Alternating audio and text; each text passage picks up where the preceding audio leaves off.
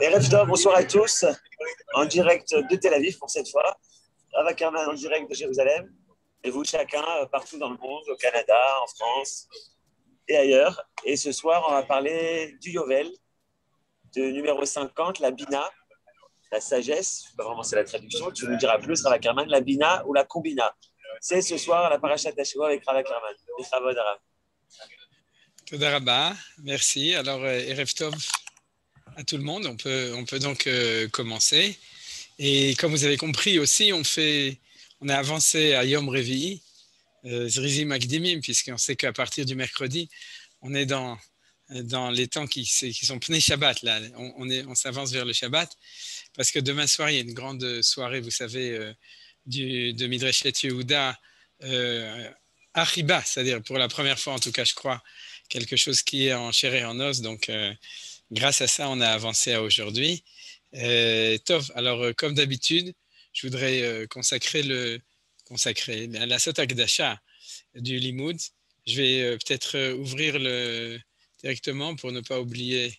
Et si, comme d'habitude, si jamais vous voulez rajouter quelqu'un, ou vous me le dites, ou bien vous le dites vous-même. Vous pouvez d'ailleurs m'envoyer toujours avant le cours. S'il y a quelqu'un vous pouvez penser avant, et comme ça nous permettra de le faire de manière mesouderet, organisée.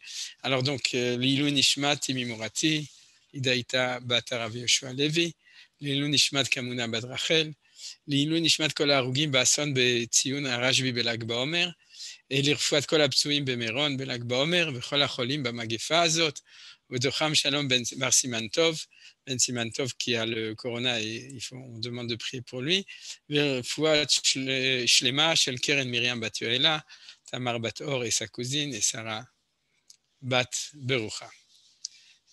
Ma tante, Besséder. Donc, bien entendu, ce n'est pas exclusif de tout le srout du Limud Torah qu'on fait ensemble, qui peut être aussi pour d'autres personnes, si vous pensez à d'autres personnes qui sont importantes. Alors, on va commencer. Alors, j'ai commencé par poser des questions, et je vous rappelle bien qu'on est pas mal, mais si vous avez des questions ou des remarques ou des choses qui ne sont pas claires pendant le Limoud, vous êtes invité à ouvrir votre micro et poser les questions ou faire vos remarques. Bien entendu, si c'est des choses qui sont un petit peu, on pourrait dire, hors texte, c'est-à-dire qui demandent un plus grand développement, alors comme vous savez, comme d'habitude, on peut poser les questions à la fin du shiur et on a toujours l'occasion de compléter et d'approfondir aussi en vitesse des sujets qui sont un petit peu tout autour. Alors, je vais poser des questions sur la paracha. Vous savez que cette semaine, on a 2 parachiotes. On a Be'ar Bechukotai, et je vais parler un tout petit peu aussi de Bechukotai. Dans le développement général des choses, je me garde pour une autre fois, une autre occasion de développer les choses encore plus, mais vous verrez que ça s'inscrit dans le développement d'aujourd'hui.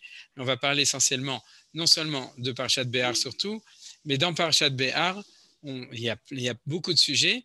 Il y a le sujet de la Shemitah, c'est le premier sujet. Il y a le sujet du Yovel, le jubilé, ce qu'on appelle en français. C'est-à-dire, jubilé, ça vient de Yovel, Jobel, et le Yovel, on va parler du Yovel. On va pas parler de la Shemitah. Je vais vous dire tout d'abord aussi, parce que Bezrat Hashem, l'année prochaine, c'est l'année de Shemitah. Donc, je pense qu'on fera des shiurim spéciaux. Bli Neder Bezrat Hashem, on étudiera l'introduction du Rav Kook de Shabbat Haaretz, ce qui est extraordinaire et qui nous permettra de vivre et de sentir la Shemitah. Et j'espère qu'on fera toute une série de cours aussi sur la Shemitah, si Dieu veut. Alors donc, aujourd'hui, c'est pour ça, je préfère qu'on parle du Yovel. Et de tout ce dont on parle dans la Parashat Be'ar. Il y a encore d'autres sujets, mais c'est les 2 sujets essentiels. Alors, je vais commencer à poser les questions. La première question, vous la connaissez parce que tout le monde commence avec cette question. Regardez le premier verset, le premier pasuk de Parashat Be'ar, qui a le mot Be'ar dedans. Vayedaber Adonai el Moshe Be'ar Sinai Lemo. Et la question de Rashi, c'est Ma'inyan Shemitah etzel Har Sinai. C'est-à-dire, je traduis, quel est le rapport entre la mitzvah du Shemitah, et je rajoutais du Yovel, et la montagne du Sinaï. Pourquoi ? Parce que toutes les mitzvot ont été données au Sinaï. Alors, ou bien tu marques partout Be'ar Sinaï, ou tu marques jamais Be'ar Sinaï. Or, c'est le seul endroit de la Torah où on nous dit que ces mitzvot ont été donnés sur le mont Sinaï. Les seuls, c'est notre paracha et la partie essentielle de parachat Bechukotai aussi. Les deux sont mentionnés comme Har Sinaï. Alors, pourquoi spécialement cette chose-là est Ber Sinaï? Je vous signale que le cours de Manitou sur Parashat Behar parle du même sujet. Je ferai allusion à ce qu'il dit en un mot, mais Manitou développe d'autres idées, mais il centre aussi dessus. Alors, pourquoi je vous dis que c'est pas seulement là? C'est parce que si vous regardez, je vais le faire en vitesse. Ah zut, ça ne marche pas spécialement. Excusez-moi. Je veux juste... je voudrais passer à la fin du texte. Et voilà.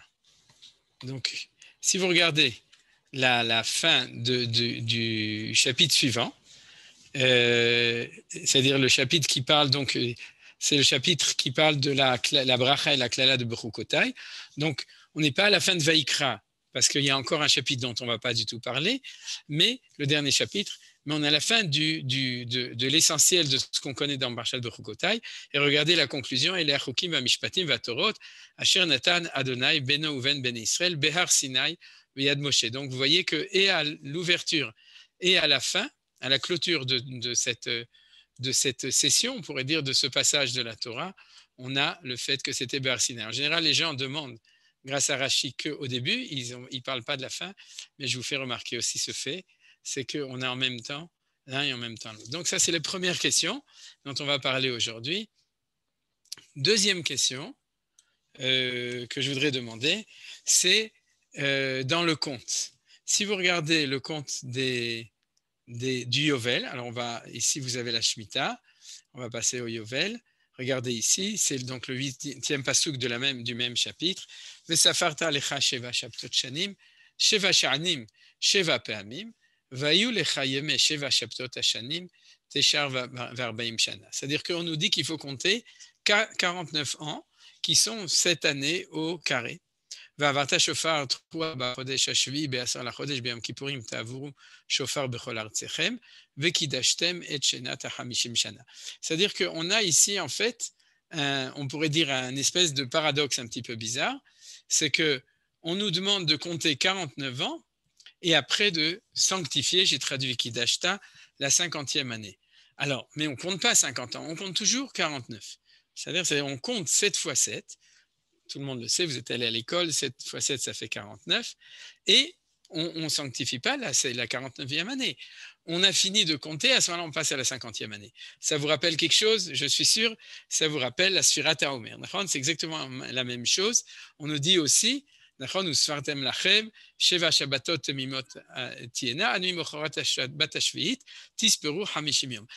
dit de compter 49 et en fin de compte, ça fait 50. Et la preuve, c'est que dans la Sfirat HaOmer, on ne compte pas le 50e.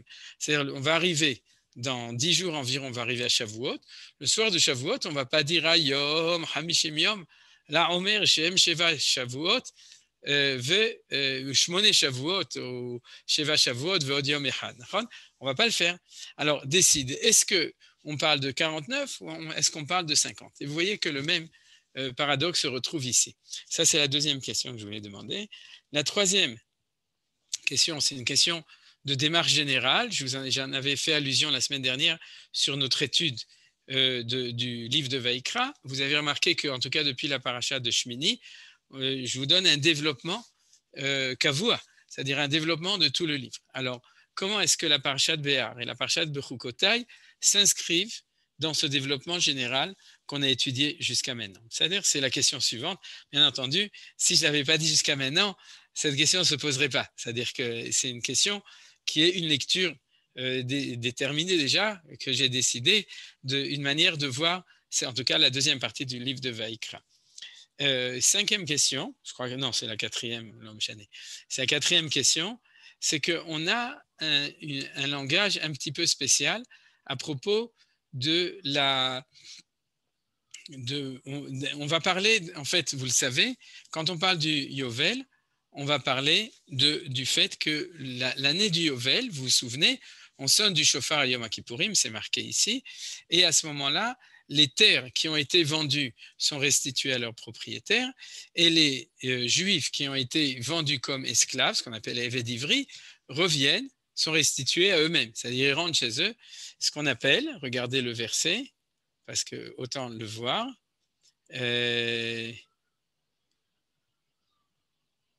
voilà, c'est ce verset-là, Vekidashtem et shenat hamishim shana, ukratem dror ba'ares lechol yoshvea. Dror, c'est un des mots, comme vous savez, du principe de liberté, c'est-à-dire dror, pour ceux qui étaient au dror abonim, ils savent bien ça. Yovel i, tielachem, donc c'est le yovel, veshaftem ishel achuzato, veishel mishparto tashuv. C'est-à-dire que le principe de libération, de dror, du yovel, c'est le retour de chacun vers dans son bien. Ça veut dire qu'en fait, récupération des terres qui ont été vendues pendant ces 49 ans, c'est-à-dire le 50e année, l'année de Yovel, les terres qui ont été vendues reviennent à leurs propriétaires. Veish el mishparto, c'est retour de celui qui s'est vendu ou qu'on a vendu comme esclave, ce qu'on appelle Eved Ivri. Je fais attention parce qu'il y a l'esclave non juif et l'esclave juif, on verra la différence, mais ce qu'on appelle le Eved Ivri, donc l'esclave juif qui retourne vers sa famille, c'est-à-dire qu'il est libéré. Alors, ce que je voulais vous montrer, c'est que le langage qui est utilisé dans la suite, c'est Uvechol eretz archuzatrem geoula titnu laaretz, c'est-à-dire le mot de geoula. Et on le retrouve là, on parle de la geoula des terres, et ensuite on va aussi parler de la geoula des esclaves hébreux. Il y a la même expression tout le temps, geoula, geoula. Or, nous, on connaît l'expression de geoula à propos du peuple juif, c'est-à-dire que quand la galoute finit, à ce moment-là, il y a geoula. Alors, vous comprenez très bien que du coup, être expulsé de sa terre parce que sa terre est vendue à quelqu'un d'autre, ou d'être expulsé de sa liberté puisque on est vendu comme esclave, en effet, au moment du Yovel, on peut comprendre que ça s'appelle Géoula. Mais malgré tout, est-ce qu'il y a un lien un petit peu plus profond entre ces deux dimensions, c'est-à-dire la Géoula individuelle, qui est à propos de la terre et à propos de l'esclave, et la Géoula collective du peuple juif? Ça me permet aussi de poser une cinquième question, et la cinquième question, c'est si jamais on parle à propos du Yovel de ces deux notions, qui sont celles de la vente de la terre qui revient et de la vente de l'esclave hébreu. Pourquoi spécialement ces deux choses-là? Je n'ai pas réfléchi, mais on pourrait s'imaginer d'autres géoulotes, on pourrait dire, d'autres phénomènes de géoula que la Torah aurait pu supposer au moment de ça. Par exemple, il y a quelque chose qui ressemble un petit peu, c'est la Shmitat Ksafim. C'est-à-dire quelque chose qui n'est pas un rythme de 50 ans, mais un rythme de 7 ans de la Shemitah, qui est l'annulation des dettes. Alors, on aurait pu imaginer que ça aussi, c'est un phénomène spécifique du Yovel ou toutes sortes d'autres choses que vous pouvez imaginer. Donc, en fait, quel est le rationnel? Est-ce qu'il y a un lien plus profond entre la terre et l'homme? C'est-à-dire entre la terre et l'esclave, c'est-à-dire la terre vendue et l'esclave qui a été vendu. Je continue avec les questions et Bezrat Hashem, comme ça l'heure sera finie, on n'aura plus le temps de donner des réponses. Alors donc la question suivante, c'est comment ça marche, c'est-à-dire que quel est on pourrait dire le rationnel, le moteur profond du Yovel qui fait ce phénomène? Est-ce que c'est une décision de Dieu, un chok, qui dit, bon, tous les 50 ans, on fait ce qu'on appelle un reset en anglais, c'est-à-dire on met le compte à zéro et puis c'est tout, ou est-ce qu'il y a quelque chose de beaucoup plus profond dans le mécanisme spirituel, dans le mécanisme de la Torah, qui fait que dans le Yovel, c'est ce phénomène-là qui arrive? Est-ce que justement, je pourrais continuer, est-ce que c'est un phénomène de justice sociale uniquement? Est-ce que c'est un phénomène d'égalité, d'opportunité? Parce que vous savez qu'il n'y a pas égalité, mais dans le phénomène de la Shemitah et du Yovel, l'expression de Shavé apparaît. Il apparaît dans Rashi, mais il apparaît dans l'esprit des choses. Par exemple, le fait que dans l'année de Shemitah, tout le monde est égal devant la récolte. La récolte n'appartient plus à une personne, y compris les animaux, il y a une espèce d'égalité. Donc, est-ce qu'on est ici devant une remise à zéro qui permet l'égalité des chances, c'est-à-dire quelqu'un qui est rentré dans un engrenage d'esclavage ou bien de perte de sa ressource économique qui est sa terre, on lui permet de recommencer à zéro, etc. Est-ce que c'est uniquement ça ou est-ce qu'il y a quelque chose de plus? Et je voudrais aussi poser, puisque je fais comme ça les questions. Regardez, si on va un tout petit peu en arrière de nouveau pour le Yovel ici, ce que j'ai mis en vert, je lis les psukim, Vechitim keru mimkar la'amitecha okano miyad amitecha, al tonu ish et achiv. Alors, la notion de léser point l'autre, la onaa, c'est ne pas rouler l'autre. Je ne sais pas si le mot léser en français, il est assez précis, mais en tout cas, on n'a pas le droit de vendre à un prix qui n'est pas le bon. Et qu'est-ce que nous dit la Torah? Bemispar shanim achar yovel tiknem et amitecha, bemispar shne tevuot yimkar lach, lefi rov hashanim tarbe miknato, ou lefi meod hashanim tamit miknato, ki mispar tevuot ou mecher lach. C'est-à-dire, on dit, fais attention à ne pas mal vendre, parce que tu dois vendre selon le nombre d'années. C'est-à-dire que si jamais tu vends ta terre, ça c'est l'exemple, 20 ans avant le Yovel, tu dois vendre 20 récoltes et non pas 30 récoltes ou 40 récoltes. C'est ça que la Torah dit a priori, et c'est pour ça qu'elle dit altonu.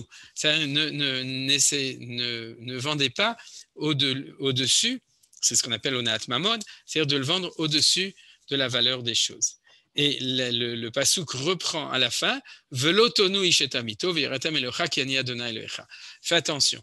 Donc 2 fois il y a marqué velotonu et je ne vais pas reprendre, mais si vous regardez les versets qui parlent de la vente d'un esclave hébreu, alors de nouveau la Torah dit exactement la même chose. Elle dit faites attention, pas de onaa, pas de malvente à un prix supérieur. Ou bien quand tu veux le racheter après, si tu le rachètes d'un étranger, tu dois toujours faire attention à le payer selon la valeur exacte du nombre d'années. Et cette répétition, vous regardez dans Rashi, a fait que les Chachamim ont voulu rajouter un deuxième point ici, vous regardez dans Rashi, parce qu'ils ont remarqué que s'il y a trop de répétitions. Pourquoi c'est étonnant? Parce qu'on a compris le principe.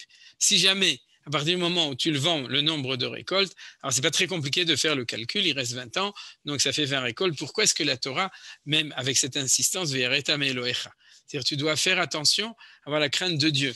Alors vous êtes d'accord, dans toutes les transactions, il faut faire attention, on n'a pas le droit de vendre trop ou d'acheter pas assez. La onara va dans les deux sens, c'est-à-dire tu ne peux pas rouler le vendeur et tu ne peux pas rouler l'acheteur. Ça, c'est les notions qui sont étudiées dans le traité de Baba Metzia, parce qu'il s'occupe des Metziot. C'est une blague. C'est-à-dire Baba Metzia, ça veut dire le milieu. Mais alors justement, on veut toujours les Juifs faire des Metzios, ils essayent toujours d'acheter moins ou de vendre plus. Ça, c'est à Yiddish et Kopf. Et donc, je ne traduis pas en judéo-arabe. La prochaine blague, ce sera en judéo-arabe pour Youssef et les autres. Mais c'est-à-dire ou en ladino. Mais donc, vous comprenez la question. C'est-à-dire pourquoi c'est tellement a priori, on a compris le principe général, pourquoi il y a insistance. Et la dernière question que je vais demander, c'est que dans la paracha de Bechukotai, on va le voir si on a le temps. Bien entendu, si on n'a pas le temps, on ne s'occupera pas. Tant pis de la paracha de Bechukotai. Il y a marqué tout le temps 7 fois, 7 fois, 7 fois. C'est-à-dire dans la malédiction, on dira si tu ne fais pas ça, alors tu seras maudit, Sheva al Chatotechem, 7 fois pour vos fautes. Et on revient chaque fois 7 fois, 7 fois, 7 fois. Alors vous comprenez très bien que ça fait indirectement, ça fait allusion aussi au compte des Shemitot qui sont 7 fois 7. Et d'ailleurs, Rashi, en effet, va le dire aussi là-bas. Alors, il faut juste essayer de pouvoir comprendre. On revient donc au début. Alors, comme Johan a fait remarquer dans le titre, je vais aller directement au vif du sujet, c'est-à-dire la Bina. Alors, la référence, si vous voulez, dans le texte d'étude, un petit peu le Ramban, Nachmanide, mais il n'explicite pas tellement sur le premier verset, un peu plus Rabbeinu Bahaye, qui est un élève du Ramban et qui explicite en général un tout petit peu plus. Et bien entendu, dans les références de Kabbalah, on a beaucoup plus d'explications, mais c'est moins accessible aux gens. Donc maintenant, je vais essayer de vous expliquer. C'est-à-dire qu'en fin de compte, dans le chant de Bar Yochai, vous savez, on dit Sod HaHamishim. Vous vous souvenez, le secret du 50. Et le secret du 50, c'est les 50 portes de la Bina. Et comment on arrive à la porte 50 de la Bina, c'est qu'on fait les 7 séphirotes qui sont en dessous, parce que la Bina, elle fait partie des 3 supérieurs. Vous en avez 3 qui s'appellent Chochma, Bina, Adat, ou bien Keter, Chochma, Bina. C'est-à-dire on a 3 sphirotes du haut, et qui font partie dans la correspondance avec l'homme à ce qu'on appelle les mochin ou la partie qui correspond à la tête dans Patach Eliyahu pour ceux qui prient avec Patach Eliyahu. Et ensuite, on a les 7 sphirotes inférieures qui sont de Chesed, Gvurat, Tiferet, Netzachot, Yesod, Malchut, c'est-à-dire les 7 d'en bas. Et quand on fait les 7 Beit Kalelut, c'est-à-dire qu'on les intègre l'un avec l'autre, ce qu'on voit dans le conte de l'Homer, à ce moment-là, ça fait 7 fois 7. Et quand on a fini tout ça, on a fait les 49 portes pour pouvoir s'élever. Et quand on est arrivé à la fin de la 49e, donc on a complété la shlemut, la plénitude de l'ascension de bas en haut de tout le monde inférieur, qui s'appelle le monde des 7 sphirotes d'en bas, qui s'appelle aussi, dans ce qu'on a appris dans le cours sur la Sphirata Omer, vous vous souvenez qu'on a parlé du Zeir Anpin, on pourrait dire, d'un des niveaux de la révélation de Akadosh Baruch Hu qui s'appelle l'effigie en petite, Zeir Anpin, la petite facette, et aussi son côté féminin, Venugve, ça fait partie des 7. Alors, bien entendu, ceux qui n'ont pas compris, c'est pas grave, comme disait Manitou, c'est-à-dire, si vous n'avez pas compris, votre Neshama, elle comprend. Alors, on continue. Maintenant, au-dessus de ça, on arrive à un monde supérieur. Et j'en ai parlé plusieurs fois, on étudie ça à différentes occasions, mais il faut savoir que à tous les niveaux, c'est-à-dire au niveau de notre être, puisqu'on a le corps et la tête qui sont séparés, qui sont différents, pas séparés mais qui sont différents, au niveau de la création du monde, au niveau de toute la Ishtal Shelut, c'est-à-dire de tous les mondes, au niveau de chaque chose qui est formée de tout ça, il y a toujours la partie supérieure et la partie inférieure. La partie inférieure, c'est toujours, puisque c'est 7, c'est comme notre semaine, c'est le monde qui, de manière générale, c'est le monde sensible ou révélé ou qu'on peut accéder de manière facile. Et le monde d'au-dessus, c'est le monde intérieur. C'est-à-dire le monde intérieur, et c'est pour ça que cette notion de Bina, vous savez qu'une des définitions de Bina, ça veut dire, la racine du mot Bina, c'est Bein, entre, parce qu'il faut mettre le Yud au milieu. Hein. On ne peut pas écrire Bina sans Yud.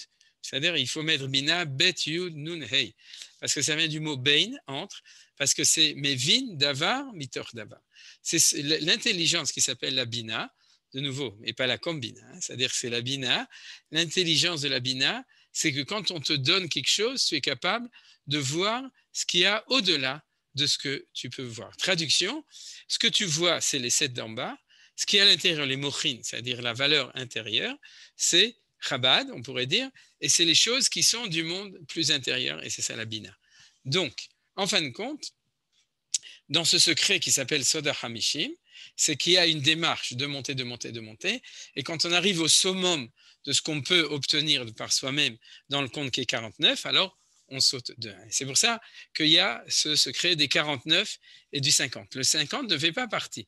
C'est comme si nous, on faisait l'effort des 49, c'est ce qu'on va faire dans la Sphira, ou c'est ce qu'on fait au niveau des 7 années de Shemitah. Et puis à ce moment-là, on arrive à un niveau supérieur qui est au-delà. C'est-à-dire d'ailleurs, c'est le Shmini. Je suis sûr qu'on avait parlé à d'autres occasions, puisque si tu comptes 7 plus 1, ça fait Shmini, et vous savez dans l'enseignement du Maharal toujours que le Shmini, c'est celui qui est au-delà. Alors là, c'est au-delà 2 fois, puisqu'on a passé le processus des 7 de manière parfaite. Je l'ai expliqué à d'autres occasions, et j'expliquerai peut-être encore, puisqu'on l'a fait de manière complète, puisque c'est 7 au carré. C'est-à-dire on a fait les 7 dans les 7, et à ce moment-là, on passe à la Bina. Et c'est pour ça que la Bina s'appelle, et c'est ce que nous dit le Rabbeinu Bechaye, et l'allusion que fait le Ramban dessus, c'est que ça s'appelle le monde de la liberté. Alma de Herou. Alors, c'est ce que je vais expliquer maintenant. Herou, c'est de l'araméen. Herut, c'est en hébreu. C'est un parti politique avec tous les problèmes qu'on a à partir de hier soir, Chatzot, avec les choses politiques. J'espère, on prie tous pour qu'on sorte de cette folie. On ne comprend pas très bien ce que le bon Dieu il veut de nous et ce que nous on veut de nous aussi, parce que c'est quand même nous qui gérons les affaires, mais il faut espérer que la Géoula elle va venir et qu'on va avoir au moins un gouvernement normal de droite comme il faut, Yemin Hashem Osachaïl. Mais apparemment on est dans ce qu'on appelle un planter, on est un petit peu embêté. Alors donc on revient à Alma de Herut, le monde de Herut. Alors, on a vu déjà dans la paracha 2 autres mots, on a vu Géoula et on a vu Dror, vous avez remarqué. Le mot Herut est un mot qui est plus dans la Kabbalah, bien entendu, il apparaît pas tellement dans la Torah. Si mes souvenirs sont bons, le mot n'apparaît pas en tant que terme de libération, il apparaît plutôt dans le langage de Chachamim. D'ailleurs, oui, parce que ça vient de Horim. Horim, c'est le Lachon Chachamim. Mais on a vu deux autres mots, Geoula et Dror, dans la paracha. Et ça veut dire quoi? Ça veut dire qu'il y a deux ordres dans le monde. Il y a l'ordre d'en bas, où l'argent amène l'argent, la pauvreté amène la pauvreté, l'engrenage, la soumission amène la soumission, au contraire, le pouvoir amène le pouvoir, etc. On pourrait dire que dans le monde des At, des 7 sphirotes inférieures, Zain, Tartonot, et on est dans la Zut. C'est-à-dire Zat, Zut, c'est-à-dire que, en fait, on se trouve dans un monde tel que nous le connaissons, où il y a tous ces engrenages qui permettent la pauvreté, l'aliénation, aussi la galoute et aussi le fait de devoir vendre, et pour l'autre qui s'enrichit, qui amonce au contraire les richesses, qui devient propriétaire de la terre des autres, etc. Ou bien même de la personne des autres dans le système de droit où on peut devenir propriétaire d'une personne, etc. Donc ça, c'est le monde d'en bas tel qu'on le connaît. Par contre, dès qu'on arrive en haut, ça n'existe plus. C'est-à-dire qu'arriver au Yovel, comme j'ai posé la question, c'est arriver dans un univers, dans une dimension dans lequel tout ça n'a pas de mainmise. C'est-à-dire qu'à ce niveau-là, il n'y a plus d'aliénation. C'est un monde où on est au-dessus. Et si on y arrive, alors il n'y a plus de possibilité d'une mainmise de l'aliénation dans ce monde-là. Alors c'est ça le secret, vous vous souvenez, ce que j'ai dit, c'est-à-dire comment ça marche. C'est-à-dire que le secret d'arriver à Yovel, c'est que dans un cycle de 50 ans, on arrive dans un cycle qui permet cette chose-là. Et c'est pour ça qu'à ce moment-là, alors, il y a annulation par Kedushat Azman, c'est-à-dire par la sanctification, la sainteté de ça, d'être arrivé à ce niveau-là, alors il y a annulation des phénomènes naturellement. Vous comprenez ce que je veux dire? C'est pas que Dieu a dit, vous savez quoi, le Yovel arrive une fois tous les 50 ans, c'est dommage de laisser les gens esclaves ou c'est dommage de laisser les terres, alors tous les 50 ans, je vais vous obliger à faire les choses. Il ne nous oblige pas, il crée un phénomène. D'ailleurs, vous remarquerez qu'il y a cette même expression à propos de la Shemitah, pour ceux qui savent, ce qu'on appelle Afkarata de Malka, c'est-à-dire que les terres, on n'est plus propriétaire par essence, c'est pas par décision. Et d'ailleurs, exactement la même chose à propos du Yovel, c'est-à-dire le phénomène est là, la question c'est est-ce que tu le vis ou tu le vis pas? Regardez, pensez à la même chose à Shabbat. Est-ce que quelqu'un qui ne fait pas Shabbat, le Shabbat n'est pas, ne le fait pas pour lui? Bien entendu. Le problème est de savoir est-ce qu'il surfe sur le Shabbat ou est-ce qu'au contraire, il reste serf, c'est-à-dire soumis à l'esclavage de la semaine.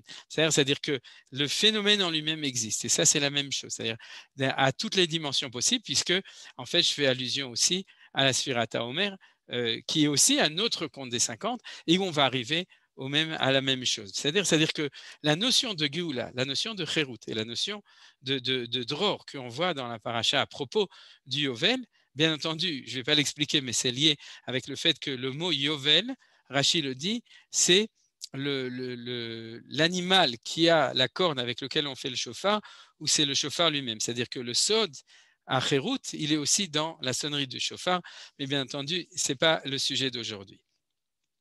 Alors donc, ce que je voudrais dire, c'est comme ça. C'est que, en fin de compte, on est dans le fait, quand on arrive aux 50, on arrive à l'indépendance. On arrive à la liberté, ce qu'on appelle Dror, Kherut, Geoula, etc., ou en hébreu Atzmaut. C'est-à-dire, or, de nouveau, on revient à une lecture que nous connaissons, c'est que, en tout cas en ivrite, indépendance, Atzmaut, égale Atzmiyut. C'est-à-dire l'Arzor el Atzmo, ou dans la prophétie de Yecheskel, Etzem el Atzmo. Si vous vous souvenez, c'est-à-dire que l'essence revient à lui. Et c'est ça que je veux dire. C'est-à-dire que tant que tu es dans le monde des 7 d'en bas, c'est-à-dire, alors à ce moment-là, tu es dans un monde où tu n'es pas véritablement toi, parce que tu es toi, mais de manière plus extérieure, c'est-à-dire avec les contingences d'une existence telle qu'elle est, on pourrait dire dans le monde des 7, donc dans le monde de la nature. C'est-à-dire, alors qu'il y a le monde des 3 d'en haut, ça me rappelle De Vos, Nachon, vous vous souvenez? Est-ce que tu vas à 7 ou est-ce que tu vas à 3? Et Kamash Malan, que Raymond De Vos était un grand kabbaliste. Parce que c'était la Sheila, est-ce qu'on est dans le monde des 7 d'en bas ou des 3 d'en haut? 3 en Champagne, bien entendu. Parce que Nichnas Yain, Yatsa Sod. C'est exactement. Donc, vous avez compris maintenant la Kabbalah Alpi Remont de Vos. Alors, donc, on revient à notre chose ici, c'est-à-dire, en fin de compte, on a un intérieur, on a un extérieur. On a notre être avec les deux ensemble, mais avec tout ce levouche, avec toute cette enveloppe qui est notre être tel qu'elle est. Mais on a la neshama, on a la pnimiout. La pnimiout, l'intériorité, c'est ça la bina. Mevin davar mitor davar. C'est l'intériorité des choses. On ne peut pas vivre à ce niveau-là. On vit toujours dans un monde où il y a les deux choses. Nous, la civilisation, l'être, le monde, etc. Et même les sphirotes, c'est-à-dire les mondes de Hakadosh Baruch Hu. Et puis il y a un moment où on peut atteindre la bina, c'est-à-dire retourner à sa atzmiyut, et à ce moment-là, on est dans la atzmaut. C'est-à-dire retourner à son intérieur véritable, notre nature véritable, et alors automatiquement, tu reviens. Alors regardez, c'est ce qui a marqué. Veshaftem ish el ahuzato veish el mishparto. Traduction, tu reviendras ahuza, à ce que tu es véritablement, ton attache, c'est-à-dire ce que tu es, veish el mishparto, à ton véritable identité au niveau de tes racines. C'est-à-dire, c'est ça le drage des choses. Quand tu reviens à toi, alors tu es en liberté. Quand tu es loin de toi, quand tu es aliéné par tout le reste, alors tu es jamais véritablement. Mais c'est la condition humaine. C'est la condition humaine de ne pas pouvoir tout le temps. Alors, il y a un éclairage, une fois tous les 50 ans, on revient à ça. Alors maintenant, je vais revenir à la question du processus des parachiotes. Vous vous souvenez, je vois qu'il n'y a plus tellement… Ah si, je me suis trompé, on a commencé à 7h15. Je me suis demandé comment ça se fait que le temps passait tellement vite. C'est bon, on a une demi-heure, je peux parler lentement. Alors donc, je reviens à la question du lien avec toutes les parachiotes d'avant. Vous vous souvenez, j'imagine que la plupart d'ici, vous êtes tous… il n'y a pas d'infidèles parmi vous, vous êtes tous des fidèles. Et donc, vous vous souvenez que depuis Parashat Shmini, on s'occupe du processus de la Kedusha. C'est-à-dire, on a vu Tahara et Kedusha, on s'occupe de la Kedusha. Et comme on avait vu déjà, c'est que pour attraper la Kedusha, c'est-à-dire pour pouvoir y arriver, la Kedusha, pour y arriver, c'est-à-dire pour comprendre ce que c'est que la Kedusha, ce n'est pas du tout évident, parce que, comme on avait vu dans Rashi, a priori, on a une définition négative, c'est-à-dire ne fais pas ça, ne fais pas ça, parce qu'il y a toujours une difficulté quand tu veux comprendre une essence de quelque chose qui est du domaine de la divinité, de la Elokut, de Akadosh Baruch Hu, alors a priori, tu peux dire ce que c'est pas, ce qu'on appelle le En Sof, ou le En, c'est-à-dire la définition, Agdara, c'est-à-dire créer la frontière, mais trouver le ça, la chose en elle-même, ce dont parle par exemple Kant quand il parle de cette question-là, dans Critique de la raison pure que j'ai jamais lu parce que je m'endormais au bout d'une page, mais c'est ce que disent les Chachamim qui ont étudié ça, c'est-à-dire qu'il est dans cette question-là, l'appréhension de l'essence de la chose, de la mahout, de la chose en elle-même, du etzem, de la hatzmout des choses. Etzem, c'est l'essence des choses, c'est-à-dire l'appréhension positive, c'est quelque chose qui est extrêmement difficile dans la mesure où l'essence des choses, c'est l'intériorité, c'est le monde de la bina, ce qu'on vient de dire, c'est-à-dire c'est l'intériorité de la chose, et cette chose-là, étant donné qu'elle appartient à la divinité de la chose, elle est difficile à être appréhendée par l'homme. Et donc la Torah doit nous l'expliquer petit à petit par les mitzvot qui sont liés avec cette chose-là. C'est-à-dire, alors comment est-ce que nous l'explique? Elle nous donne la kedusha de chaque chose. Alors on a vu jusqu'à maintenant la kedusha d'un juif au niveau individuel, c'était Parashat Kedoshim. La kedusha du Kohen et du Kohen Gadol, c'était Parashat Emor. La kedusha du Kedushat Azmanim, c'est la fin de Parashat Emor, c'est les fêtes, le cycle des fêtes. Et je n'ai pas parlé de la fin de Parashat Emor, la suite à l'année prochaine, parce qu'il y a encore un élément dont on parle mamash à la fin de Parashat Emor. Et ensuite, maintenant, on est sorti de l'individu et on est dans quelque chose qui est beaucoup plus grand. Alors, on avait parlé de Kedushat Azmanim, maintenant on est dans deux choses énormes, trois choses d'ailleurs. Premièrement, la Kedushat Hamakom, c'est-à-dire la sainteté de la terre. Deuxièmement, la sainteté du peuple juif. Et troisièmement, la sainteté de l'histoire. C'est-à-dire, la sainteté de l'histoire, c'est Parashat Bechukotai. Je vais vous en parler, peut-être si on a le temps, mais en tout cas, la sainteté de la terre et du peuple juif, c'est ce qu'on étudie dans Parashat Ber. C'est-à-dire, ce qui est révélé ici, c'est qu'il y a au-delà de l'apparence, il y a une essence. Et cette essence, elle est bien entendu, tu vas la trouver où? Tu vas la trouver au 50e. C'est-à-dire que quand tu arriveras au Soda Hamishim, tu arriveras dans le Soda Bina. Alors, une des choses de l'essence qu'on a vues, c'est que c'est au-delà des contingences, on pourrait les dire, toute l'aliénation de la réalité telle qu'on la connaît, c'est-à-dire ce qu'on a parlé de Alma de Cherou, il y a bien entendu autre chose, et c'est aussi ce qu'on appelle la notion de Kedusha. C'est-à-dire que c'est justement le contraire. On va te dire qu'il y a une Kedusha. Vous voyez, par exemple, à propos du Yovel, d'ailleurs, je vous fais remarquer que dans la Shemitah, il n'y a pas marqué Kedusha. La notion de Kedusha apparaît dans le Yovel. Vérifiez les psukim d'avant, si vous ne me croyez pas, du pasuk 1 au pasuk 7, qui parle de la Shemitah. Et par contre, ici, quand on arrive au Yovel, il y a marqué comme ça, ou Vekidashtem et Shnata Hamishim Shana, vous voyez, il faut le sanctifier. Et ensuite, Ki Yoveli Kodesh Tielachem Minasade Tochlu et Tevota. C'est-à-dire que la notion de Kedusha, c'est la notion du Yovel. Alors, qu'est-ce que ça veut dire? Qu'on va rencontrer la Kedusha quand on sera dans le Yovel. Alors, on va rencontrer deux Kedushot. Et je crois que c'est le point que je voudrais préciser dans le développement que je suis en train de vous donner. Bien entendu, Manitou parle du deuxième, c'est là que je voulais vous signaler le cours de Manitou, et Bezrat Hashem, ce sera aussi le sujet, un des sujets essentiels dont on parlera l'année prochaine, c'est-à-dire qu'on va développer. Aujourd'hui, on pourrait dire c'est presque une introduction, c'est-à-dire, c'est comme on dit, c'est que du Makom, la sainteté de l'endroit qui est le seul endroit du monde où il n'y a que Kedushat Makom, c'est Eretz Israël. Bien entendu, au-dessus de là, il y a Kedushat Yerushalem, Kedushat Mikdash. Ça, on en parlera. Johanna a prévu qu'on en parle Motzei Shabbat pour ceux qui veulent monter au Harabait lundi matin avec nous.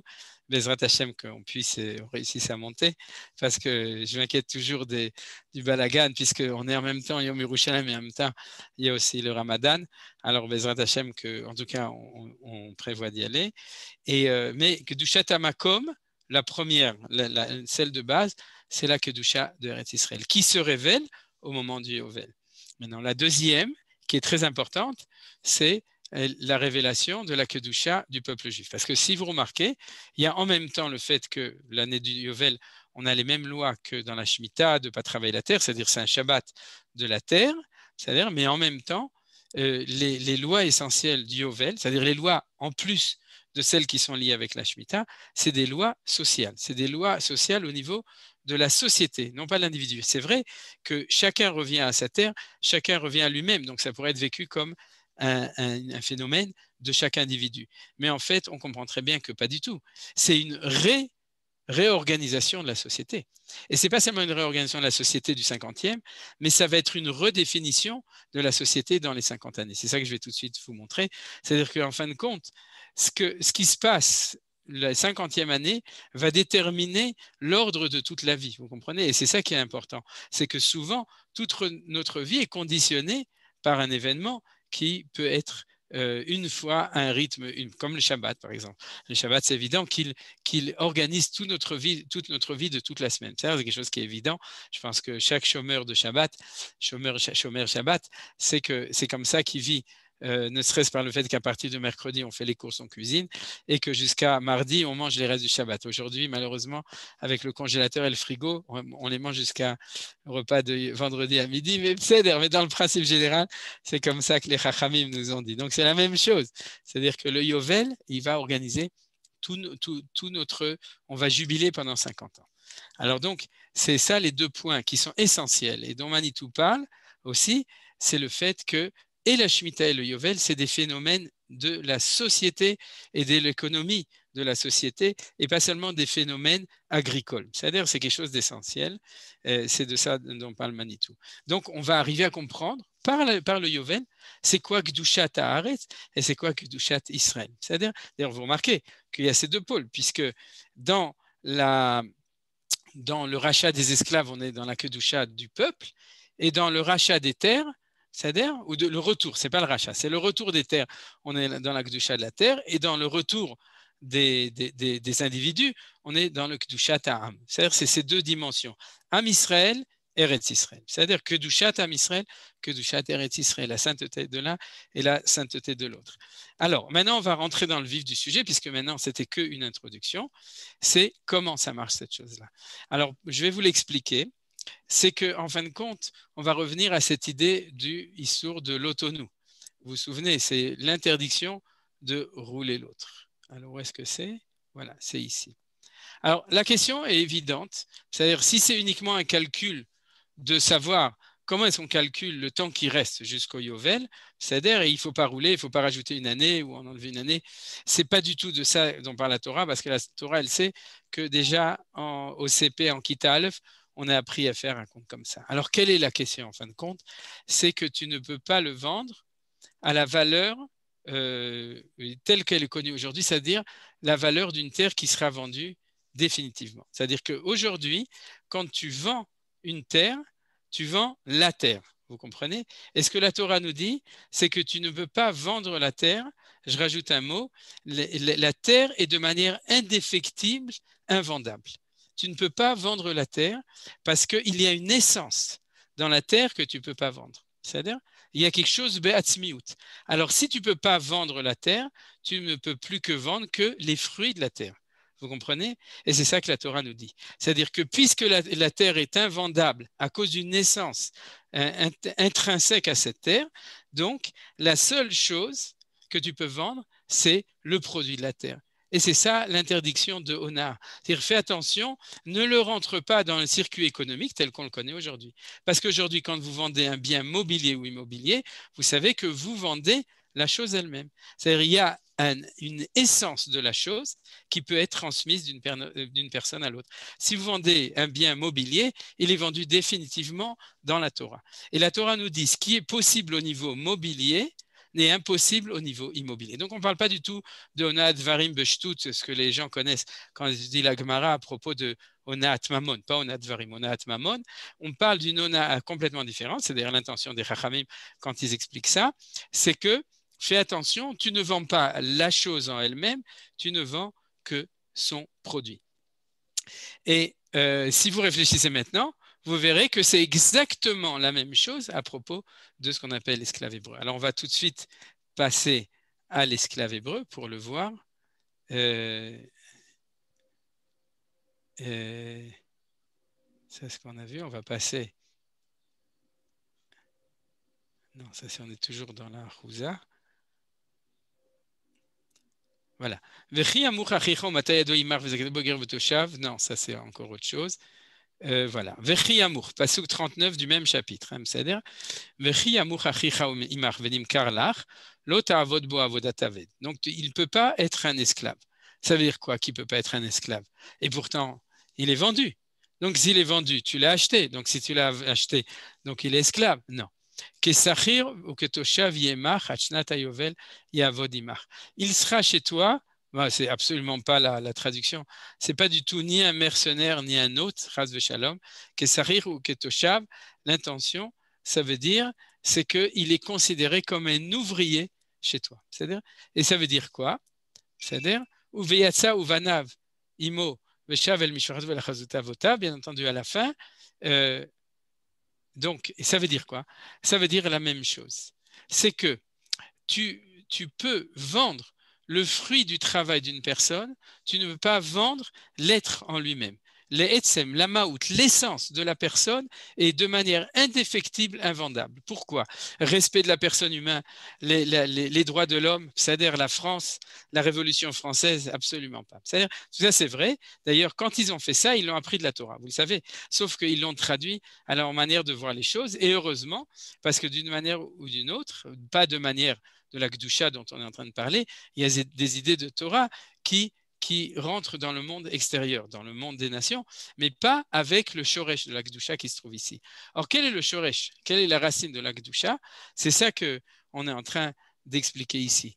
C'est que si jamais, et c'est exactement la même chose, pourquoi est-ce qu'il y a cette loi des 49 ans? Et fais bien attention à ne payer que les récoltes et à ne vendre que les récoltes. C'est parce que l'alternative, c'est d'acheter la personne en tant qu'esclave ou d'acheter la terre définitivement en tant que terre on pourrait dire, qui est commercialisé.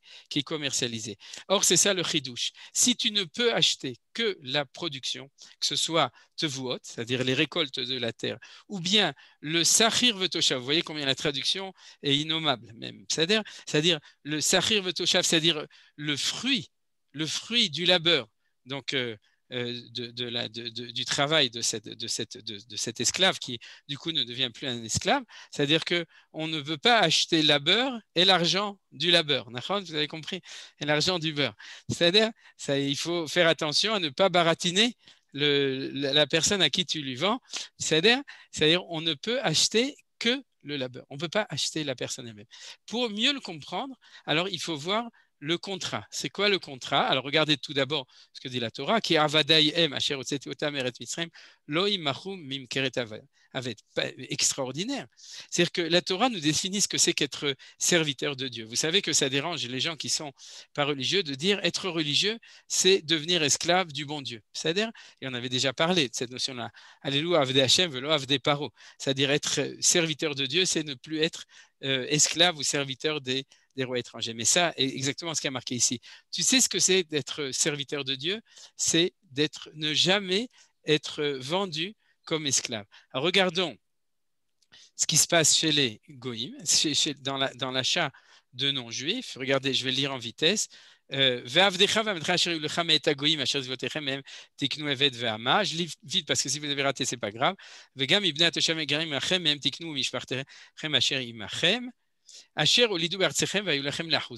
C'est-à-dire que si tu veux un vrai esclave, 100% des jambons, c'est-à-dire 100% pur esclave, c'est-à-dire à ce moment-là, tu dois les acheter chez des non-juifs. C'est-à-dire, ça veut dire quoi? Ça veut dire que ça peut exister. De même que si la terre est vendue en dehors du pays d'Israël, il n'existe pas la Shemitah Yovel, Minatora, c'est marqué qu'elle ne peut être faite qu'en Eretz Israël. C'est-à-dire, si tu veux jouer à ça en dehors d'Eretz Israël, tu ne peux pas et tu n'as pas le droit. Pourquoi? Parce que c'est différent. Et on va voir, qu'est-ce qui se passe chez l'esclave non-juif? Vitnahaltem utam livnechem acharechem la reshet achuza leolam behem ta'avodu uvachem d'Israël jbeachiv lotir dodo befarer. Donc, ça veut dire que être non-esclave chez un juif, c'est l'antithèse de ça. Or, quelle est la définition de l'esclave? Ici, vous le voyez, au début du verset, c'est que c'est ce qu'on appelle une itnahalut. C'est quoi une itnahalut?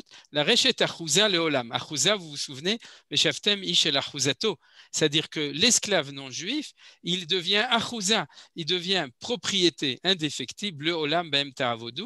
Ça veut pas dire que vous êtes obligé de vous conduire avec, mais ils sont esclaves le olam. Vous vous souvenez, c'est-à-dire le olam éternellement. Alors c'est ça la définition. Et qu'est-ce que ça traduit, cette chose-là? Ça ne traduit pas une condition sociale de l'esclave, ça traduit a priori une condition essentielle. Ça veut dire quoi? C'est que s'il est esclave éternellement, c'est que dans le contrat d'achat, dans les conditions d'achat, je n'ai pas acheté son travail, j'ai acheté son corps, Machenikra, Kinyan Agouf Velo Kinyan Perot, c'est-à-dire qu'il y a possibilité d'acquérir chez un non-juif, d'acquérir sa personne en elle-même. Or, vous avez maintenant sûrement compris ce que je veux dire ici. C'est-à-dire que pourquoi est-ce qu'on nous dit ça? Ce n'est pas uniquement parce que il y a une morale sociale du fait que c'est pas joli d'acheter quelque chose ou d'acheter une terre de manière définitive parce que le pauvre, il va devenir pauvre, etc. C'est parce que l'essence de la chose, c'est le sodabina. L'essence de la personne et l'essence de la terre, c'est l'essence du lien entre cette terre et ce peuple avec Akadosh Baruch Hu. C'est que le shoresh, la racine du peuple juif, et la racine de la terre d'Eretz Israël, c'est Akadosh Baruch Hu lui-même, c'est la Kedusha. C'est l'intériorité qui s'appelle le Sodabina. Là-bas, il n'y a plus d'esclavage. Là-bas, il n'y a plus de vente possible définitive des choses parce que tu ne veux pas acheter cette essence qui est divine. Si ça faisait partie des 7 sphirotes inférieures, alors tu peux l'acquérir. Puisque ça fait partie d'une essence supérieure, bina, pnimite, intérieure, qui est liée avec Akadosh Baruch Hu, à ce moment-là, elle est invendable. Vous comprenez? Tu ne peux pas vendre quelque chose qui ne t'appartient pas. C'est-à-dire, ça me rappelle toujours la phrase de comment il s'appelle? Nathan Sharansky, Hashem Yarich Yamav, qui a dit dans son livre quand il est arrivé dans les cages, dans les géoles du KGB, il a dit, le jour où j'ai compris qu'il pouvait avoir emprise sur mon corps, mais qu'il n'aurait jamais emprise sur mon esprit, alors à ce moment-là, j'avais cassé le système soviétique. Et en effet, j'ai réussi à le casser. C'est-à-dire, et du coup, il s'est cassé, il est arrivé en Eretz Israël.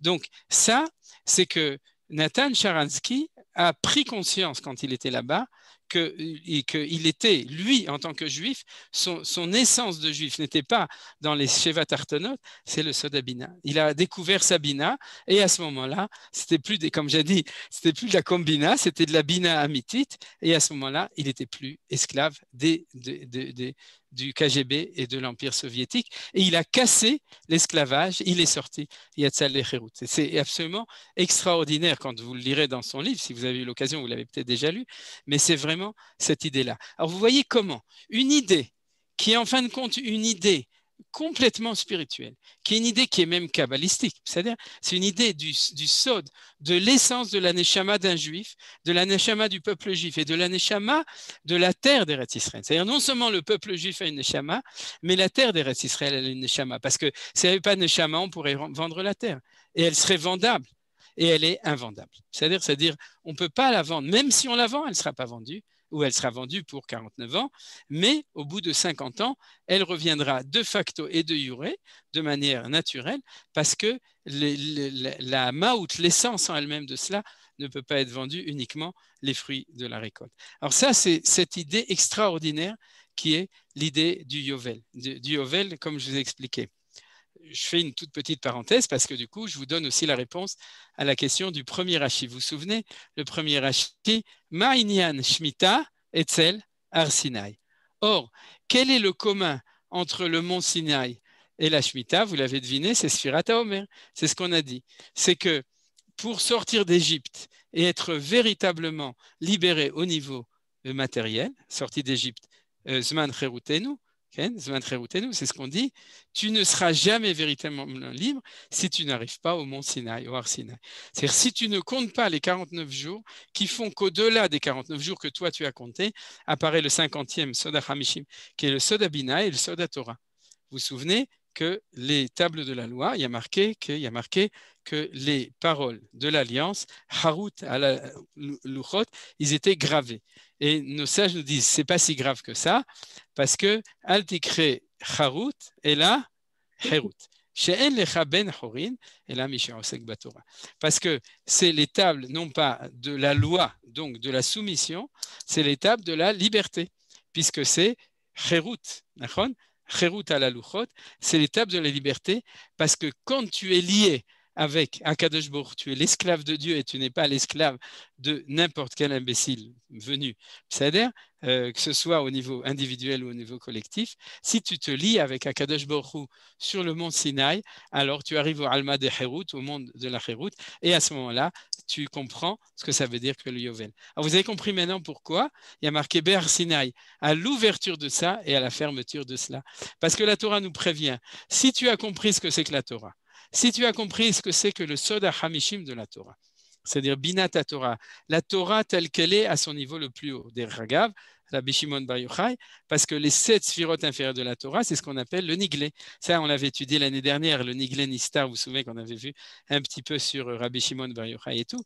C'est-à-dire, tu as une Torah Niglé. Le Torah Niglé, c'est la Torah, le Shulchan Aruch, la Gemara, le Pshat de la Torah, etc., les Mishnayot. C'est-à-dire, c'est ce que tu vois et c'est ce qui te parle dans ton monde de ton monde extérieur. Et puis il y a la Pnimiut Torah à l'intérieur de la Torah, et là-bas, tu découvres la même chose. Et ça, c'est le Soda Hamishim.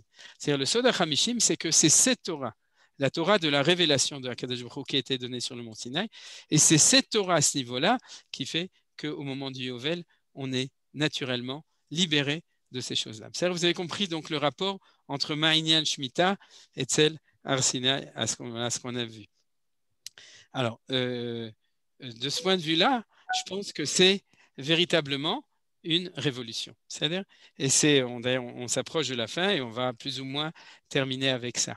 Je voudrais insister, dans le fond, je l'ai déjà dit, c'est-à-dire, mais c'est une véritable révolution parce que vous avez des lois sociales extraordinaires, des lois d'égalité extraordinaires, des lois qui, Be'ezrat Hashem, seront le modèle pour toutes les sociétés du monde dès que la Géoula va arriver. C'est-à-dire dès que l'État d'Israël va réinstaurer dans sa légalité, dans sa socialité, on pourrait dire, le modèle de la Torah, et viendront tous les rationnels et tous les professeurs en économie disaient mais c'est impossible, c'est impensable, etc. Ok, c'est-à-dire qu'ils disent ce qu'ils veulent dire. Mais Bezrat Hashem, ça va être réalisé. On ne sait pas comment, comme on ne savait pas jusqu'à aujourd'hui. Comment est-ce que, si ça se trouve, c'est le monde entier qui va arriver à la conclusion que le modèle qui est marqué dans la Torah, c'est le modèle ultime et le modèle idéal. Mais ce que je veux dire, c'est que quand ils le lisent ou quand on le lit au niveau du Pshat, donc dans les 7 sphirotes d'en dessous, on le voit comme modèle extraordinaire de justice et d'égalité possible, de remise à zéro, c'est-à-dire tout ça. Mais quand on l'a appris aujourd'hui, ce qu'on apprend, c'est que la source de tout ça, c'est l'indéfectibilité, on pourrait dire, de l'essence de la tzmiout, de l'identité du peuple juif et de l'identité de la terre d'Eretz Israël, qui appartiennent en absolu à Akadosh Baruch Hu, qui sont liés avec Akadosh Baruch Hu en absolu, et c'est pour ça qu'il n'y a pas d'aliénation définitive possible. C'est-à-dire, regardez, c'est marqué clairement dans la Torah. On va commencer, puisqu'on est chez les histoires d'esclaves, c'est marqué ici. C'est un pasouk extraordinaire, pasouk 55, c'est pour les Tunisiens, Hamza Hamza. Alors il y a marqué comme ça, et c'est relié avec Jean-Claude. Vous savez pour qui? Vous vous souvenez du champion de ski?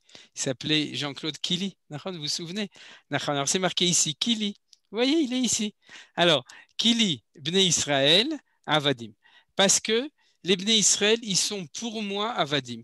Avadayem, Asher Osetiotam, Eretz Misraim, Ani Adonai Elohechem.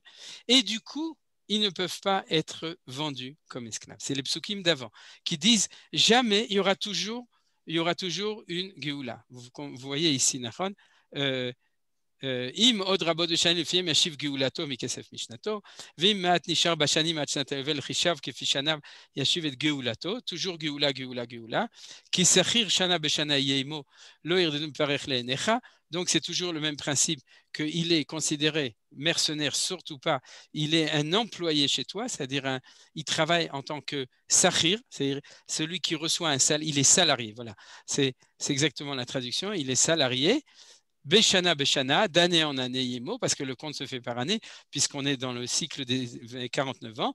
Veimlo Igael Be'ele, c'est-à-dire il n'y a pas de pré-libération avant par achat. Veatsa, Bishnatovel ou Vanamimo, obligatoirement. Et pourquoi? Kili, Bene Israël Avadim. Parce que les Bene Israël sont à moi. Alors regardez, le mot Avadim n'est pas important, on a compris pourquoi. Ce qui est important, c'est Kili Bene Israël. C'est-à-dire que dans leur essence, les Bene Israël, ils sont à moi. Regardez ce que dit Ramban Nachmanide, il dit que c'est un sod. C'est la même chose que Vikehuli Teruma. C'est-à-dire, li, c'est l'appartenance indéfectible, profonde, qu'on appelle la racine de notre Neshama, que j'ai expliqué à propos du Sod HaChamishim. C'est-à-dire, ce serait encore plus beau si ça faisait 50, mais ça fait 40. Mais c'est vrai qu'on peut rajouter le Yud d'avant, ça fait 30 et 20, ça fait 50. Donc, c'est QFD, on a réussi à le prouver. Avadayem, Asherotetiotam Eretz Mitzrayim, Eni Adonai Elohim, bien entendu, c'est lié avec le fait de sortir de l'esclavage d'Égypte.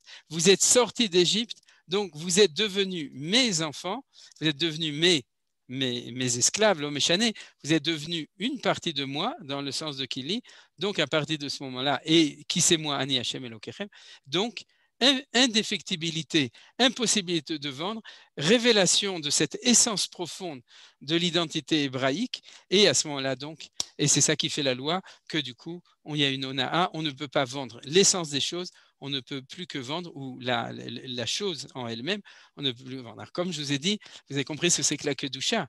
La kedusha, c'est d'aller au-delà des 7, des 49, de ce qu'on peut voir, et dans lequel il y a bien entendu la condition humaine ou la condition de la nature telle qu'elle est, et d'arriver à trouver notre lien avec notre essence profonde qui est liée avec la divinité, avec donc la liberté, avec l'essence des choses, avec l'indépendance des choses, avec notre être authentique véritablement. Et quand on arrive à là, alors, à ce moment-là, c'est-à-dire, comme on a dit, alors on se dévoile la Kedusha.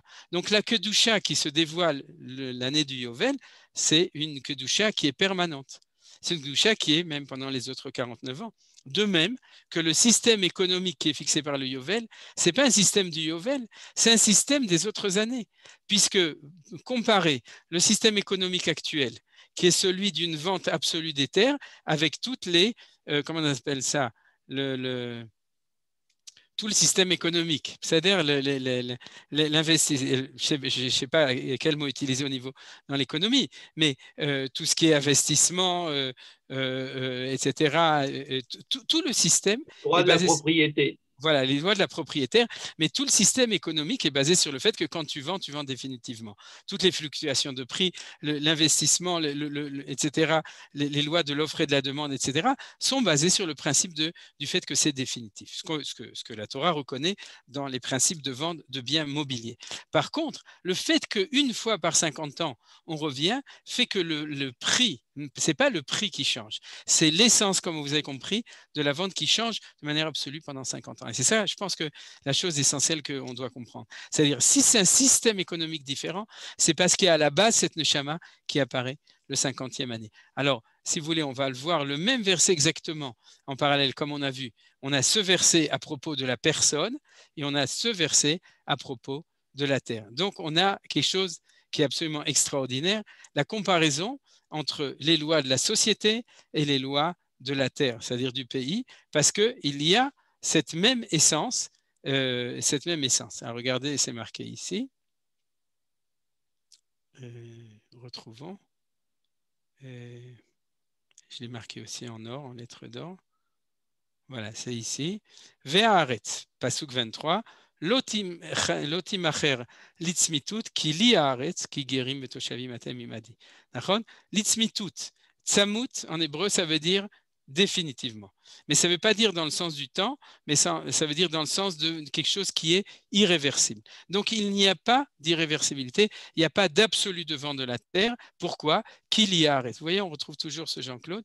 C'est-à-dire que Kili Haaretz, parce que la terre, elle est à moi, de même Kili Bnei Israël. C'est la même chose exactement. Donc, je vous dis juste, puisque le temps est arrivé de terminer, ce que je voulais dire et qui sera l'objet d'une autre étude une autre fois, c'est que si on a parlé de Kedushat à Makom et Kedushat à Am, il y a aussi la sainteté de l'histoire. Et la sainteté de l'histoire, c'est de savoir qu'il y a dans l'histoire du peuple juif un point indéfectible qui fait que même si on arrive aux 49 portes de l'impureté qui sont dans la klala de Bechukotai, Sheva al-Chatotechem 7 fois, vous le verrez dans le Rashi là-bas, que vous serez puni 7 fois, ça il y a marqué 7 fois, il n'y a pas marqué 7 fois, mais Chazal nous disent qu'il y avait 49 malédictions dans Bechukotai qui ne sont pas 49, qui sont 7 au carré. Ça veut dire que même si dans le négatif, c'est-à-dire de ces 7 sphirotes inférieures qui sont celles de la nature, on peut descendre dans la descente aux enfers, d'être vendu en tant que nation, ça veut dire quoi? D'être esclave d'une autre nation et d'être vendu la terre, donc ça veut dire sortir en exil dans un autre pays. C'est les deux équations de l'exil. C'est ne pas être dans son pays et d'être soumis à une autre autorité que celle du bon Dieu, d'accord? Donc c'est ce qu'on appelle être vendu en tant qu'esclave et que la terre a été vendue en tant que vente à quelqu'un d'autre que nous. C'est ce qu'on appelle la galoute géographique en dehors du pays et en dehors de notre nation, de notre indépendance, etc. Eh bien ça, le secret de la Torah, c'est que nous, le peuple juif, ne sera jamais définitivement, ce qu'on appelle l'itzmitout, dans cette chose-là. Pourquoi? Parce que le shoresh, la racine de l'identité de l'histoire du peuple juif, c'est le Soda Hamishim, c'est le secret du 50, qui fait que quand on arrive à la fin, alors je vais quand même vous le montrer, quand on arrive à la fin des 49, ce qu'on appelle les 49 ports de l'impureté, à ce moment-là, qu'est-ce qu'il arrive? La Géoula. Alors regardez, c'est marqué au dernier psukim.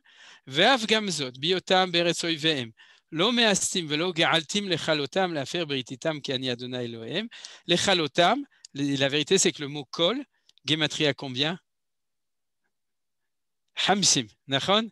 Kaf lamed, ça fait 50. Donc, les chalot, c'est descendre jusqu'au 50. Impossible. Et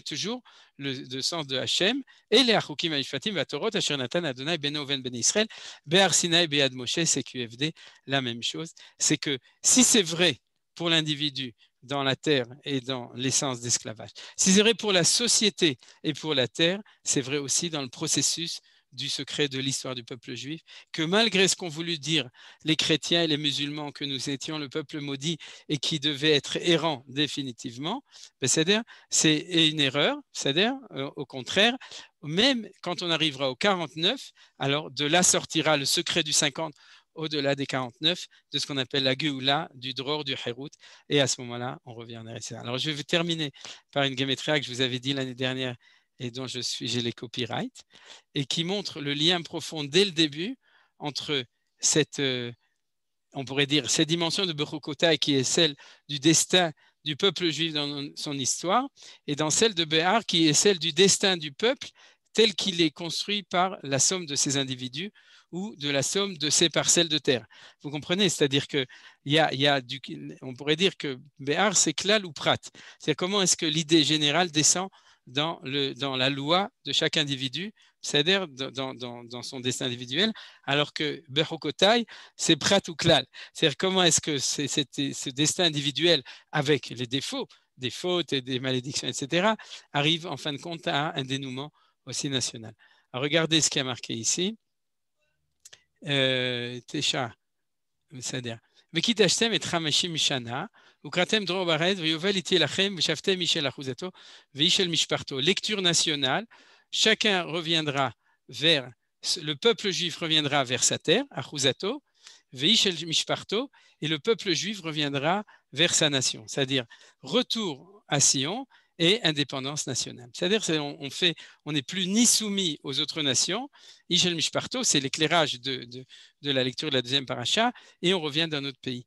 Or, quand est-ce que ça va arriver? Vous vous souvenez? Ve'ishel Mishparto Tashuvu. La gématria de Tashuvu, Tav Shin Het, puisque Bet et Vav, ça fait Het, c'est-à-dire que la Torah, et d'ailleurs vous savez que ça aurait pu être avec Malé, c'est-à-dire un Vav après le Shin, et il n'y a pas, c'est-à-dire que l'année où il y aura le retour dans notre pays et la réinstitution de notre nation, ce sera l'année de Tachar, bien entendu. Ça fait que environ 80 ans que le peuple juif il a découvert, c'est comme ça qu'on pouvait lire la paracha. Alors vous me direz oui, mais c'est pas vrai. Parce que Ishel Achuzato, il y a marqué Veshaftem, donc c'est une autre gématria. Il n'y a que Ishel Mishparto qui est Betashuvu. Vous avez raison, mais il y a encore un pasuk ici, Bishnat Ayovel Azot, qui est un pasuk inutile, regardez dans Rashi, Tashuvu Ishel Achuzato. C'est-à-dire qu'il y a marqué 2 fois Tashuvu, une fois pour retour au pays et une fois pour retour de notre nation vers nous-mêmes. Zéou Todaraba, c'est comme ça qu'on s'arrête aujourd'hui. Si vous avez des questions, vous êtes invités à les poser, bien entendu. Claude? Non, on n'entend pas. Désolé, j'ai raté l'heure de différence, mais j'ai eu le goût à la fin. Alors maintenant, j'espère que ça sera diffusé, je pourrai reprendre l'enregistrement. Désolé, mais si tu veux, tu m'envoies ton WhatsApp ou ton mail, et moi, je l'aurai dans un quart d'heure. À ce moment-là, je l'enverrai tout de suite. Et après, Johan l'envoie de manière plus organisée, c'est-à-dire une meilleure version. Mais ça aide. Quelqu'un d'autre veut poser une question? Oui, bonsoir Rav, merci. D'accord, bonsoir. Merci pour tous ces excellents cours. Je voulais savoir comment le fait qu'on dit que Moshe a atteint le 50e niveau juste à sa disparition est relié avec ce que l'on a dit. C'est que, si tu veux, je te tutoie, hein, mais cette notion des 50, on la trouve à plein de dimensions.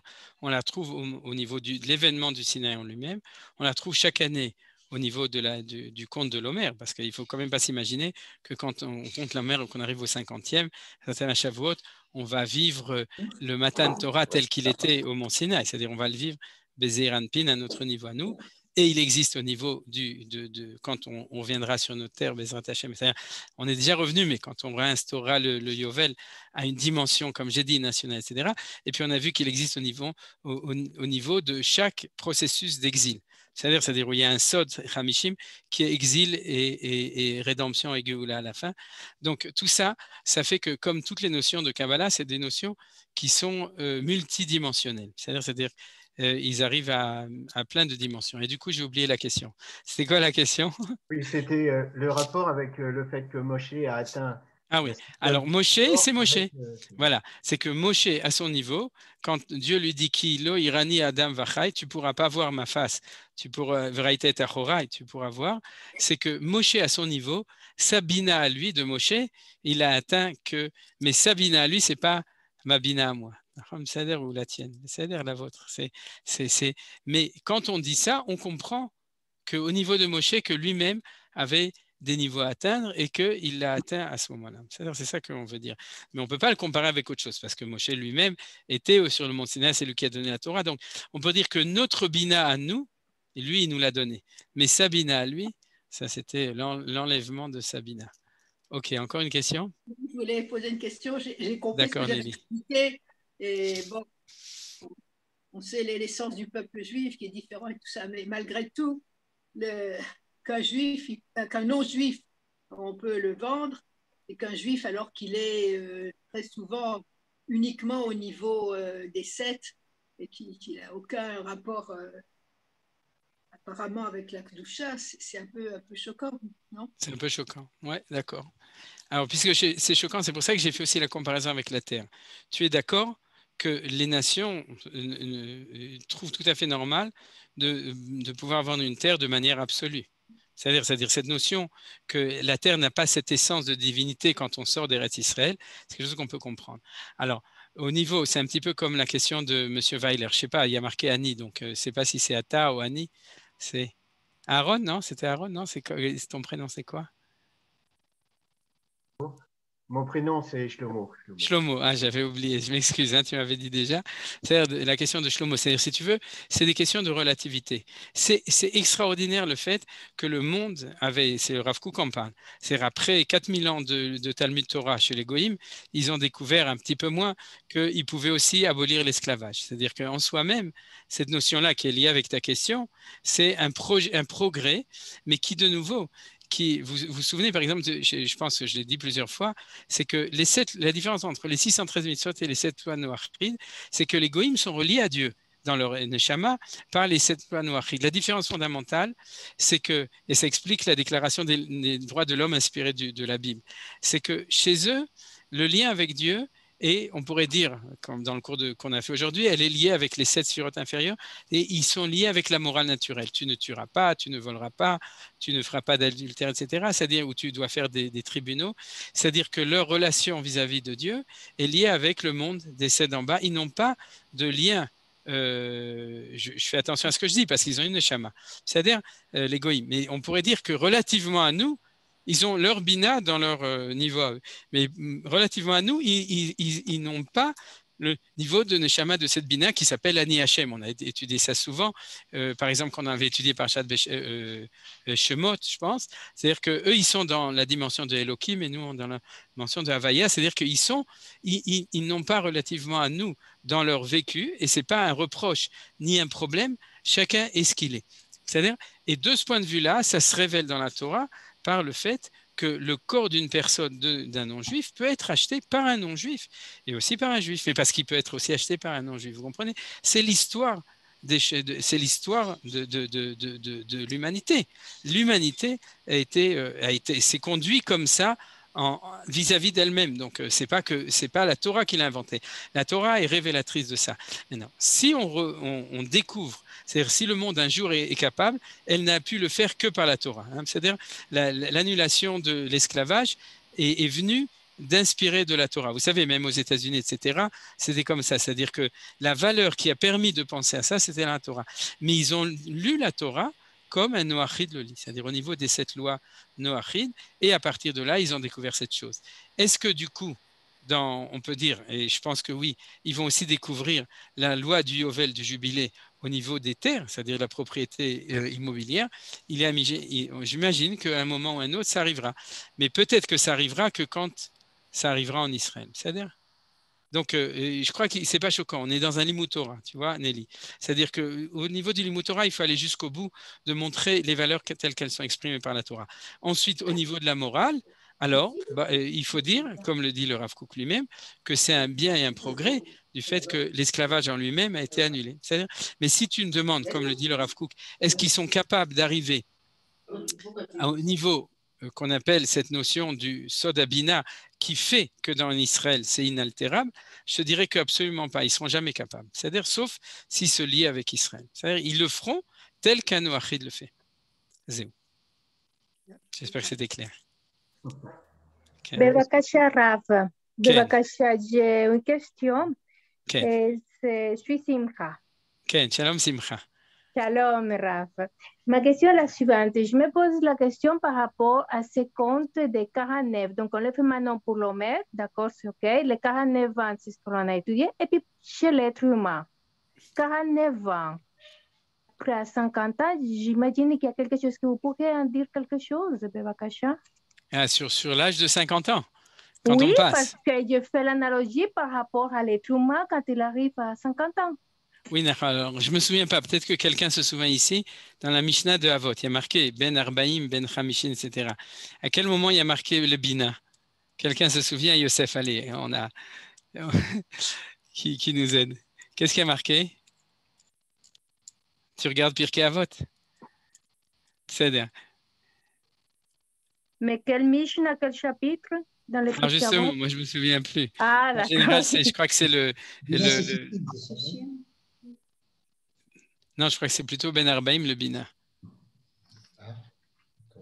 Mais disons que si c'est Ben Arbaïm, ça veut dire que quand tu rentres dans le cycle qui arrive au 50e, tu rentres dans le processus qui va pouvoir t'amener à la Bina. C'est-à-dire, si quelqu'un a trouvé, c'est exact. Yosef, il confirme. C'est-à-dire Ben Arbaïm, le Bina. C'est pour ça qu'à partir de 40 ans, on étudie la Kabbalah. Mais en fait, on pourrait dire les choses comme ça. C'est que dans le cycle humain, quand tu passes 40, tu rentres tu as passé 50 ans, donc c'est comme, tu dis, quand tu as passé un an. Dans la cinquantaine. Tu rentres dans la cinquantaine. Donc, ça confirme un peu le fait auquel je n'avais jamais pensé, mais Simcha, que vous demandez, c'est est-ce qu'il y a quelque chose aussi qui est relié avec le cycle individuel de chacun? Alors, Baruch Hashem Kamash Malan, j'ai trouvé, mais j'imagine, comme je n'avais jamais pensé à la question, qu'il y a sûrement d'autres correspondances possibles au niveau du cycle de chaque individu. C'est-à-dire, je ferai juste une remarque. Oui. C'est ce que disait Manitou, ce que tu viens de dire. Ah, ben Baruch Shekivanti. C'est-à-dire, je vous ferai juste une remarque aussi, c'est qu'il y a, environ 50 semaines dans le cycle de l'année juive. C'est-à-dire qu'il y a plein de cycles, parce que l'année, en fait, c'est des Shabbatot. Il n'y a pas de Yovel au niveau des jours, mais il y a quand même... bon, alors il faut chercher, c'est-à-dire il y a plein de choses. Donc c'est évident que quand il y a une vérité, comme j'ai dit, qui était multidimensionnelle, alors c'est légitime de la chercher à tous les niveaux. C'est-à-dire, Toda Rabba Simcha. Quelqu'un d'autre? Une petite remarque. Est-ce qu'il est légitime de dire que le peuple juif est locataire de la terre d'Israël? Oui, parce que je n'ai pas insisté sur le fait, la pasouk, Ve'ares lotim acher litzmitut ki gerim vetoshavim atem imadi. Alors les gens, ils s'imaginent que gerim vetoshavim, vous vous souvenez, c'est pour ça que j'avais insisté sur le manque de traduction exacte au niveau de l'esclave hébreu, parce qu'il est marqué ger vetoshav yeh imachem. C'est-à-dire la notion du toshav, d'ailleurs c'est lié avec l'idée du ger toshav, c'est-à-dire que on est installé là-bas. Mais on est, si tu veux, locataire, pas dans le sens qu'il faut payer une location, ou tu peux le dire dans le sens où notre manière de se conduire sur la terre d'Eretz Israël, elle doit être faire avec les mitzvot. C'est pour ça que les gens ils disent que c'est pas si facile, parce que c'est local. C'est-à-dire, c'est pas facile, donc c'est d'être locataire. Tu as ton local.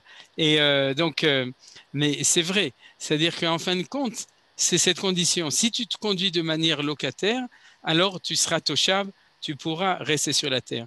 Et sinon, non, puisque comme dit Rashi, sur ce passouk d'ailleurs, c'est que Ba'avon Shmitin Golin, c'est-à-dire une des causes possibles de l'exil, c'est le non-respect des Shmitot et des Yovel. Ce qui est marqué clairement dans la parasha de Baruch Astir Tsaretz et Shabtotea, Kol Yemei Hashama, etc. C'est-à-dire que si tu te crois propriétaire, donc tu crois que la racine d'indéfectibilité, c'est le droit naturel comme toutes les autres nations, et que tu te détaches en fin de compte de la racine nishmatite qui est celle d'être liée avec Akadosh Baruch Hu, à ce moment on te dira alors Adoni, c'est pas comme ça que la terre d'Israël marche, c'est bien pour la France, va en France et là tu vas découvrir ce que c'est que le lien naturel avec la terre, c'est-à-dire tel qu'il est compris par les autres nations. C'est-à-dire. Et je voulais poser une autre question aussi, c'est vous n'avez pas parlé, il me semble qu'on dit que la bina c'est surtout la femme. Oui, Nachon. Alors, c'est tout à ton honneur, Nachon, mais si on voulait parler de ça, ce serait un tout petit peu plus complexe, parce que si tu veux, le côté féminin, tu l'as dans les 7 et tu as dans les 3. C'est-à-dire dans le côté des 7, tu as les 6 et 1. Le 6, c'est le côté masculin, ce qu'on a étudié Zeir Anpin, et le 7e, c'est le côté féminin. C'est-à-dire, et le fait que la bina est côté féminin, et c'est tout à fait vrai, c'est par rapport à la chokhma. C'est-à-dire que la chokhma, c'est-à-dire dans les 3 d'en haut, tu as chokhma bina. La chokhma, c'est le côté masculin, et la bina, c'est le côté féminin. Alors, ça prendrait trop de temps aujourd'hui d'expliquer ça, mais en fait, c'est vrai. Mais quand tu passes au 8, tu passes aussi à la chokhma, c'est-à-dire tu passes à la chokhma unie avec la bina, c'est-à-dire ce que bon, mais c'est rentré, c'est ce que tu peux apercevoir en premier lieu quand tu passes au-dessus des 7, c'est la bina, mais il y a aussi la chokhma de l'autre côté. Mais c'est pas grave, c'est vrai que c'est tout à l'honneur du côté féminin de savoir que ce qui est relié avec le yovel et avec le don de la Torah et tout, c'est lié avec la bina qui est un côté féminin. Parce que vous vous souvenez, ce qu'a dit Nelly, c'est qu'il y a marqué qu'il y a 10 mesures de bina qui sont venues dans le monde, et il y a... non, pardon, ça c'est autre chose. Non, il y a marqué bina yetera nitna baisha. C'est-à-dire que la femme a plus de bina que les hommes. La preuve, c'est que les hommes, ils ne voient pas ce qu'il y a à l'intérieur des choses comme les femmes le voient. C'est-à-dire cette sagesse-là de Mévin, d'Avar, Mitor d'Avar, en général, les hommes, ils voient ce qu'il y a à l'extérieur, ils ne voient pas. C'est les femmes qui ont le rôle de leur montrer ce qu'il y a au-delà. C'est Hazak ou Baruch Nelly. Top. Eh ben, ce serait 51 ou quoi? La Chokhma, ce serait 51. Oui, mais ça n'existe pas. Oui, c'est à l'intérieur du 50. Il y a aussi la Chokhma. C'est la Kulam et Chokhma Asita. On a parlé tout le temps de la bina, on n'a jamais parlé de la chokhma. Non, ici, nous, on n'en parle pas. Parce que si tu veux, quand on monte, quand tu fais le mouvement de bas en haut, dès que tu passes les 49, tu arrives à un infini, un sauf qui est au-dessus. Et la première station de cet infini, celle qui est donc liée avec notre approche possible, c'est la bina. Mais si tu veux, c'est la chokhma est à l'intérieur de la bina. C'est-à-dire la bina, ça s'appelle le levouche de la chokhma. C'est-à-dire, et je vais l'expliquer un mot parce que je vois que tu insistes, c'est-à-dire que la chokhma, c'est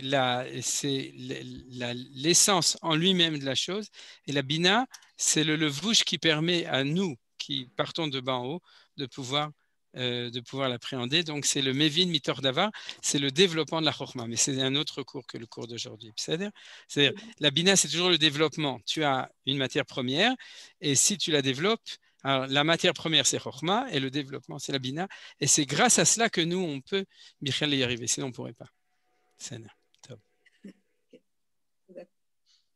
Merci beaucoup, Carmen. Il y a Nicole qui voulait encore dire quelque chose, sinon on s'arrête. Je voulais dire que je me fais beaucoup de soucis pour vous si vous montez au mur là-haut. Ah, vous inquiétez. Que Dieu vous protège. Amen, amen. Toda Rabba. Il faut dire ça aussi à Johan, parce que c'est Johan qui m'a... oui, pour vous. Donc, pour vous. Ah, au pluriel, ok, c'est-à-dire. Donc, mais en tout cas, il y en avait qui nous dit pourquoi tu parles, et puis tu ne montes pas. Et c'est vrai que depuis un an, je ne suis pas monté. Alors, donc, grâce à Johan, on le remercie. Bezrat Hashem, ceux qui veulent et qui peuvent et qui se